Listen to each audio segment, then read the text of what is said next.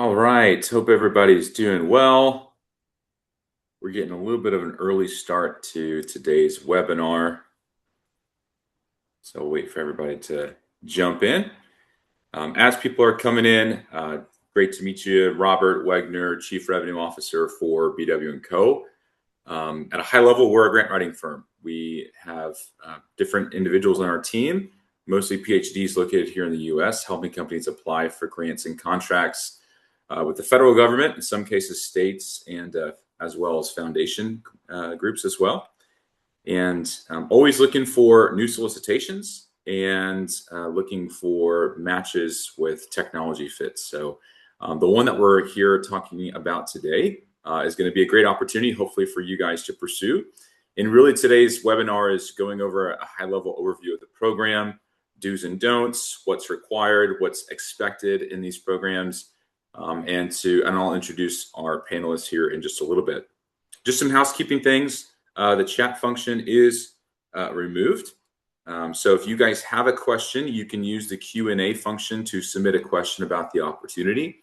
And we'll plan to have some time near the end of the webinar to answer any questions you might have. If you guys are interested in learning more about this, I'll put the executive summary that we have on our website for you to review.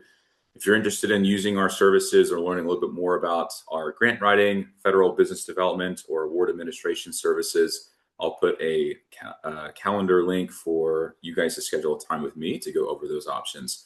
These slides and the recording, of the webinar will be sent out probably by early tomorrow to all the attendees on the list. So if you miss anything or didn't take notes, don't worry. We'll make sure that you guys are good to go. So with that said, I'm going to pass it over to our Chief Grants Officer, Christian, to kick us off. Christian, go ahead. Thank you, Robert. Appreciate it. And welcome, everybody, to another webinar of BW&CO. Today, it'll be Samira, Dr. Samira, and myself presenting. Dr. Samira has been with us for a while. She has a PhD in plant biotechnology and is a senior grant consultant at BW&CO and part-time project manager. I'll kick us off, and then Samira will come and cover the later half of this presentation. So yeah, thanks again for joining us. Let's dive right in. Why Cornerstone? Why does it exist? And why does it matter right now? The U.S. manufacturing capacity, as well as the workforce availability and supply chain resilience, is directly affected by the readiness and sustainment and modernization timelines across the Department of War. So that hasn't changed. That has been that way for a while. What has been changing, or is slowly changing over the last couple of decades, is that the structural weaknesses in the industrial base for at large, not just for the military, but at large, are worsening over time. And partially that's due to the fact that we have foreign sourcing, more and more fragile suppliers, aging facilities across the United States, and long development times. Research and development times are too long, as well as some workforce gaps. And so that's shifting us from long-term risks to near-term operational constraints. So that's really the basis. Case in point here, if you look at the lead times of technology from the idea stage to the battlefield, the implementation on the front lines of the battlefield, you will get an average in the United States of 12 years. Compare that to China, currently 5 years. So there's a big difference there. We have to make up some gap there. And so that is the gist in a nutshell of why these consortiums exist, such as this one is called Cornerstone. What is covered then? We have been asked by companies, small businesses such as yourself, to talk about Cornerstone. What is it? What are the OTAs that are associated with it? Why are they so great? And how do you get into it? And does it make sense? So we'll walk through, cover the background of the consortium and the participation process from starting becoming a member. You need to become a member rather than just submitting white papers. And then you can submit white papers and proposals if you're invited to do so.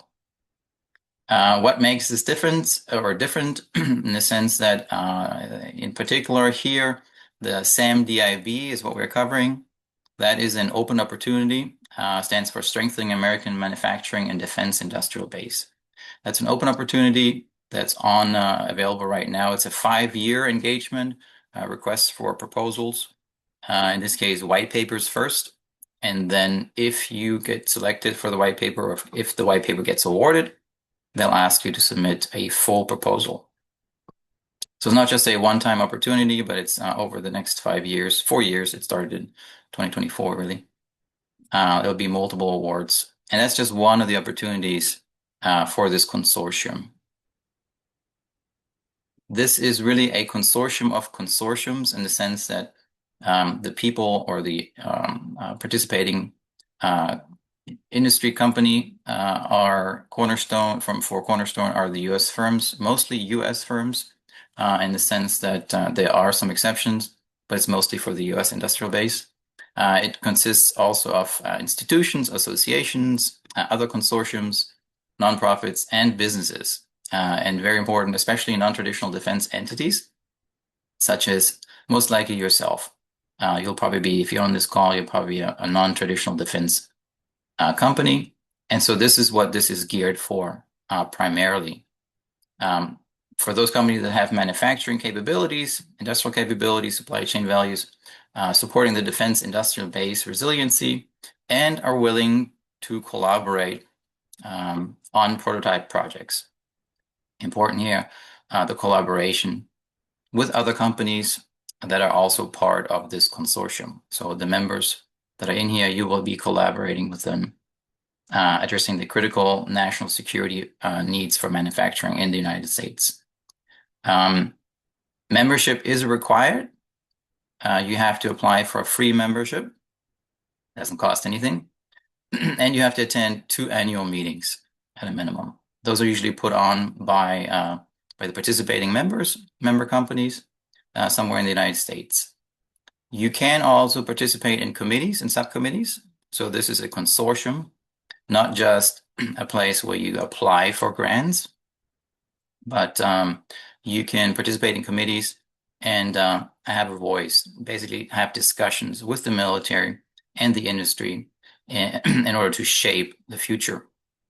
So the purpose then is 1, to address critical industrial base requirements and supply chain risks, particularly as they apply to the Department of War and Department of Defense, to collaborate with the industry, inform the DOW, so you'll have meetings with the Department of War, representatives from the Department of War, and talk about the health and the industrial base and make recommendations about policies, for example, road mapping the future, about trade issues, supply chain risks and mitigations, etc. So those are discussions that you can have in subcommittees and committees as a member of this consortium. Most importantly, though, I guess for everybody on the call here today is the fact that out of these discussions come these tasks or task orders, and they're negotiated and awarded by the government for the members, such as our SAMDIB that we're going to be talking about. And in order to accelerate R&D, so research and development, prototyping, demonstrations, which will then eventually lead to qualification and integration of your technology, of your manufacturing capabilities into the U.S. industrial base and supply chains. That's the gist of it. So quick overview of what it is and isn't in terms of Cornerstone. It's a government-sponsored consortium. It's one of the only ones, as my understanding is the only consortium sponsored by the government for the Department of War that deals in other transaction agreements or with other transaction agreements. These OTAs, they're outside of the FAR, they operate outside of the FAR, so they're not regulated by the FAR or subject to the federal acquisition regulations, which are complex, take a lot of time to navigate, have a lot of requirements, and so it's a lot faster and more flexible to use these OTAs, and that's why they put them on. That's why they use this this type of contract, if you will. to make things faster. It is not automatic funding. As mentioned, you need to become a member first, and then you have to most likely first submit a white paper, depending on the opportunity, and then the white papers are followed if you get awarded the white paper by a full proposal submission. So it's a longer process, but it's worth it.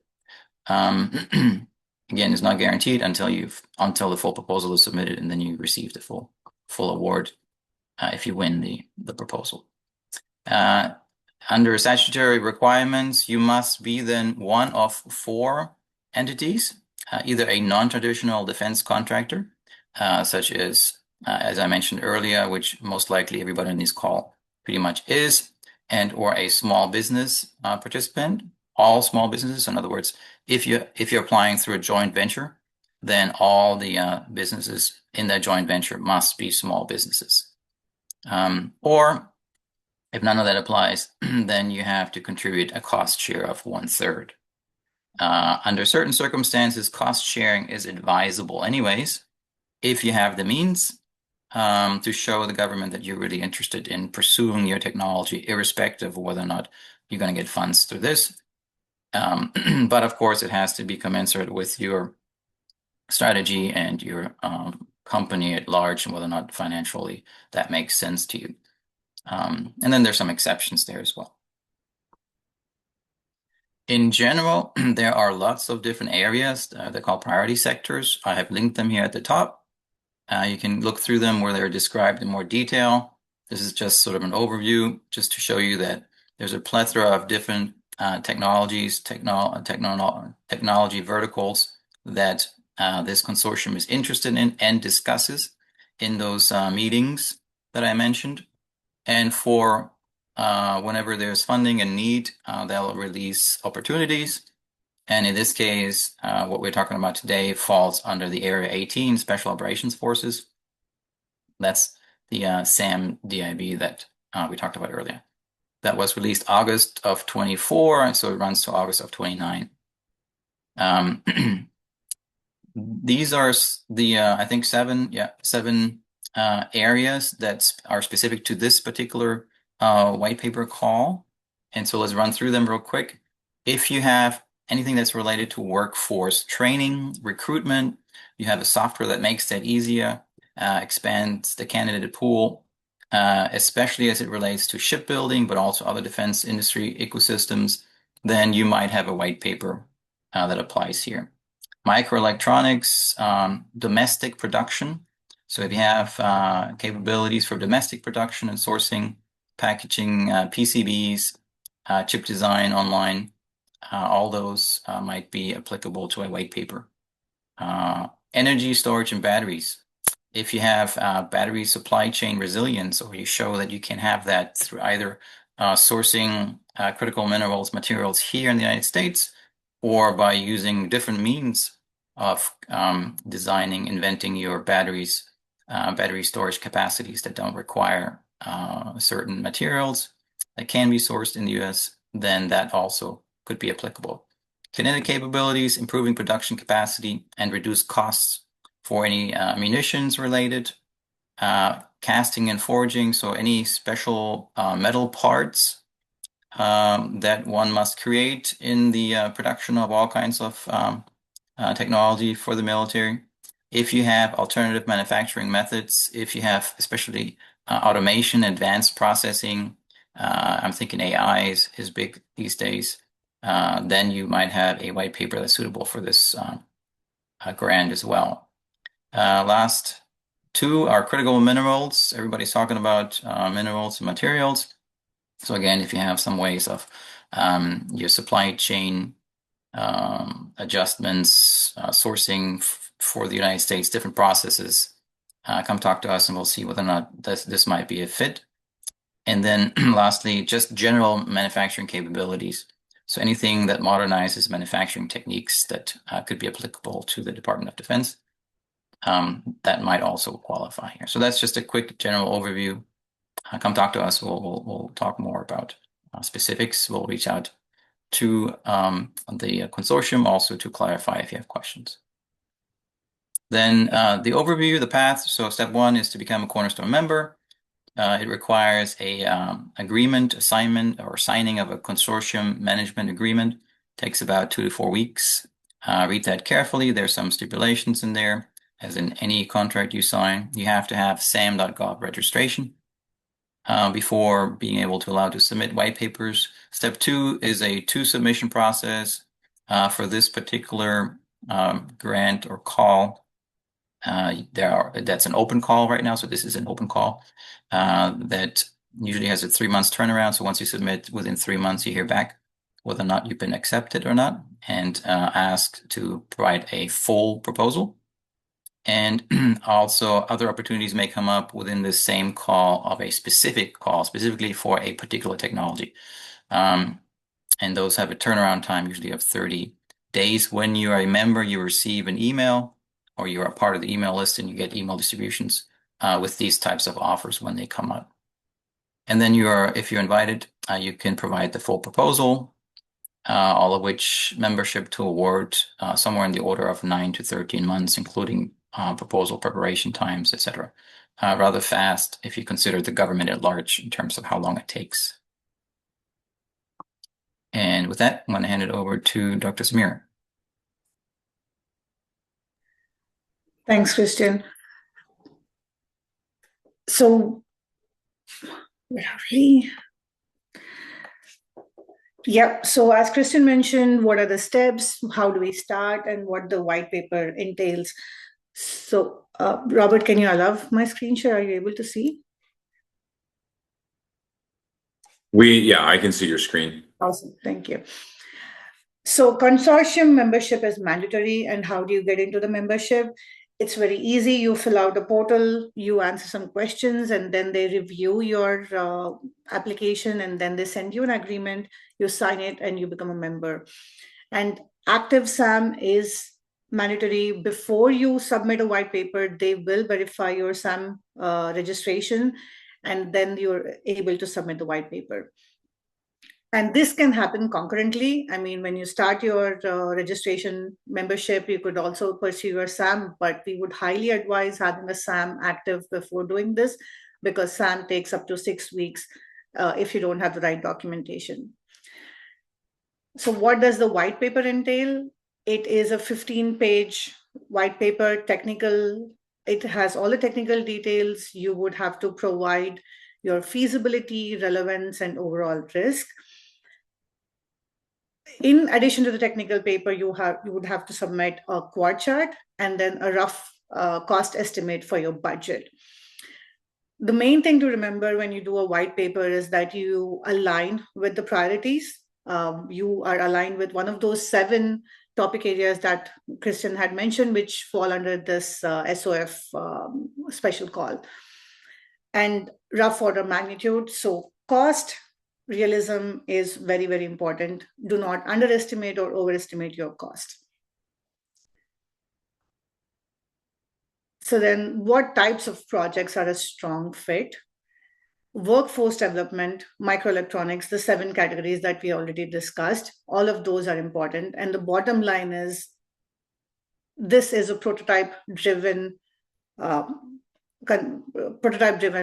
funding solicitation. So at the end of the application, at the end of your project, you should have a prototype, and you should typically have a higher TRL, and you should demonstrate capability or scalability process improvements. This is not a basic research. It is not for open-ended studies.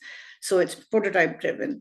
And scalability, process improvements, all of those things that would ensure you are able to transition to a contract and successful commercialization. And then a clear defense industrial relevance. There should be a direct relevance to the concept, to the topic areas, the priorities of the Cornerstone. And then supply chain, manufacturing, capacity, and resilience are the top priorities, no matter what topic area you choose. And how are the white papers evaluated? They are evaluated for your technical criteria, technical urgency, technical soundness, and the management soundness. often when, all of us are technical people, when you propose a technical application, we ignore the management part of it. So make sure that you focus on who's doing what, your roles, your priorities, and your responsibilities. That shows that you have thought well in advance, and that you have allocated specific roles for people participating in the project. And then also, it also depends on the available funding, and that's a good question to ask the consortium managers once you get to that stage. But the quality, feasibility, and costs are your top evaluation criteria. And those which get an overall merit rating based on the technical benefit and the government confidence, they will then be invited for a full application. So what happens when your white paper gets accepted? You're invited for a full application, and that full application will be due based on a date that the government sets for you. It is not generic, it is based on the project, and you will be given ample time to submit your full application. If your white paper doesn't get accepted, then the white paper is retained in the Cornerstone bucket for 2 years from the time of receipt. After that, it becomes nullified. So full paper, the code of the full paper and the white paper would be pretty much similar, but a full application is 25 pages versus a white paper, which is 15 pages. You would add more details to your full proposal in terms of the organization, some basic administrative information. You would demonstrate team and capabilities. Make sure that your team has relevant experience, and you show credibility by showing past successes that are closely relevant to the topic that you're proposing to. And then planning and being strategic about the applications is important. So when you propose a critical minerals topic area, do factor in the fact that you would have to procure your materials before you start the project. So all that lead time, all the planning has to be clear, and you factor all of those in. And then your most important process, detailed technical processes, metrics of success, and realism of cost and performance metrics. These would drive the technical impact and the evaluation criteria. I can't emphasize more on the cost estimation and the roles and responsibilities. Again, be realistic, don't under or overestimate, clear responsibilities. These would be your top priorities. So what do you expect, and when do you expect to get a response? So pre-submission or the white paper would take about, before you get to the white paper, you would take about 2 to 8 weeks for your registrations, for your consortium agreement to be in place. Once that is done, probably about 4 to 6 weeks for your white paper submission. And then that white paper would be evaluated within 3 months of receipt, and then you either get accepted to do a full application, or then you get a rejection. So full application, we would suggest 6 to 8 months of wait time, but around 8 to 10 weeks of preparation. We generally try to finish most of our applications within 10 weeks once we take it on. And then the total time period may be about 9 to 13 months. It is a little bit longer than your traditional grants, but worth it when you're proposing a large application. And then the budget is not set, meaning there is no set budget for the application. It depends on your project. You decide your objectives, and you decide your budget based on what is appropriate. So engaging a consortium manager is not mandatory, but it is really helpful. And we don't go ask the consortium manager, what should I propose? That's very vague. Be specific when you engage with them. Ask them questions of whether my project is aligned, or how much cost would you normally approve, and how much funding is still left within your topic area. Those would be the questions to ask. And in general, to be fair to all the applicants, Cornerstone does not disclose alignment or technical answers, and they would just give you a general alignment opinion, but they would not discuss your technical objectives. So key takeaways, Cornerstone is a very structured pathway. It is other transaction agreement. It is not a grant. It is not a fund. It is another transaction agreement. So memberships, white papers, and they're all distinct steps, and each of them need to be invited for you to do a full application. And as I said earlier, think strategically, plan in advance, think of it as a long-term engagement, which would then help you navigate it more effectively. Over to you, Robert. Okay, great. Awesome. I think near the end of this slideshow, we have some Q&A questions, or maybe FAQs is probably the better term for it. Is it on this slide or is it on the next one? There we go. Perfect. No, I appreciate the overview and the conversation. Thank you guys for presenting. We do have some questions. I'll get to those in just a second. Just want to, at a high level, again, say that if you guys are looking to apply for this mechanism, this OTA, and looking for some assistance, would love to schedule a meeting to talk about what that assistance could look like. We have both hourly and more full engagements to help companies apply for these types of mechanisms. So my calendar link is in the chat should you guys decide to do that. Okay, so a few questions. We have two questions in regards to budget. Number one is, do we know the total available budget for this solicitation and for these OTAs? And then number two, there's a pretty wide range of the typical award amount being anywhere between 2 to 200 million. Do we know what those award amounts typically are? Yeah, so they're quite varied. They range. It could be as little as for certain projects, more on the R&D side, which are fewer.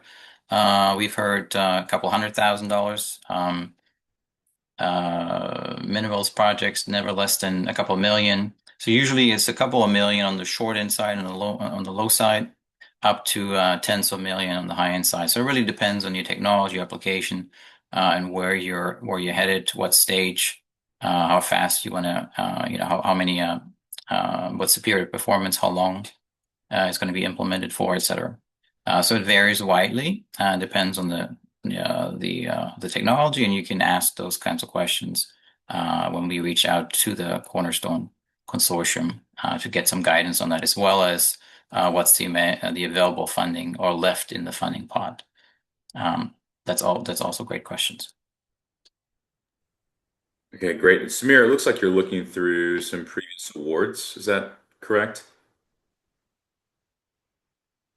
Oh, you're muted. I don't know if I could. Sorry. Yeah. So there is a link in the Cornerstone website, and there is a way to look up previous awards. So we could try sending that link to the participants as well. I'll share this with you. Okay, great. That'd be awesome. Okay, another question is from one of these constituents. We've been a member of Cornerstone for a few years, but have gotten no word of any annual meetings. What happens if we don't attend the meetings? So per the agreement, if you've signed the agreement, then per the agreement, you're supposed to attend the meetings. It could be that they don't have certain meetings or don't send out meeting invites, or perhaps you're not on the list. So make sure that you are on the email distribution list for starters, to make sure that you should be receiving notifications from them in some form or fashion. So per the agreement, you're supposed to attend, but I would assume that if you don't, nothing happens, but perhaps you don't get the information that you need then. So I would encourage you to reach out and see whether or not you're actually on the email distribution list. You can also ask for an email distribution, or rather for a membership list. So all the current members, as a member, you are allowed to have access to the current members of who are currently participating. And you can reach out to one of those at a minimum if you don't hear anything from Cornerstone themselves. Okay, awesome. I had another question about foreign companies. My understanding is, and just quickly, they are allowed to apply and are approved on a case-by-case basis. Is that correct? That's correct. It's mainly for U.S. companies because it's meant to improve the U.S. industrial base. And so for ITAR restrictions on certain projects, it makes sense for most of them to be U.S. based. However, there are certain restrictions or exceptions to that rule. So it's on a case-by-case basis. You have to reach out and find out directly from them. Got it. Okay, great. Well, that is all the time that we have for today. Thank everybody for joining us for the webinar. Again, the webinar slides will be sent after this call to all the attendees, and look forward to working with you guys here soon. Have a good day, everyone. Thanks, everybody.